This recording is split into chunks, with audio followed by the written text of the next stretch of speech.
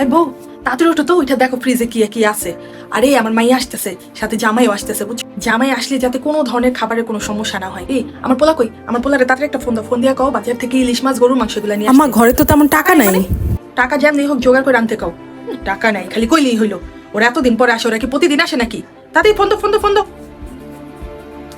I বউ যাও তো, কি কি আছে সব বাটিতে ভরো, ভরে আমার মেরে দিয়ে দাও, বুঝছো? আম্মা আপনার ছেলে তো এখনো খায় না, ওর জন্য অল্প একটু রাখছি, তো ওরে খাইতে দিবেন না? ভালো লাগবো না, ওর না খেলে কি হইব? হ্যাঁ, ও কি খায় না? মাছ মাংস পোলাও মাংস গুলা খায় না?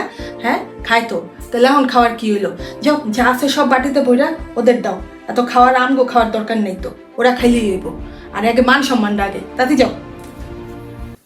কি বলো বাবা, তোমার বোনের বিয়ে ঠিক হয়ে গেছে? ও আলহামদুলিল্লাহ, আলহামদুলিল্লাহ, যাক শুভ সংবাদ। হ্যাঁ আমরা যাবো, কোনো সমস্যা নেই, আমরা যাবো। ওই আমার পোলা তো ধরো অগ্রিম তোমার বোনের লেগে একটা আংটি বানাই রাখছে, বুঝছো? মেয়ে তো বড় হয়েছে, হঠাৎ করে বিয়ের সম্বন্ধ হইব, এটাই তো স্বাভাবিক। এই লেগে আমার পোলা আবার অনেক বুদ্ধিমান আছে, আগের থেকে একটা বানাই রাখছে, বুঝছো? আমরা যাবো, অবশ্যই যাবো। কি কস বাপ? হ্যাঁ যাবো।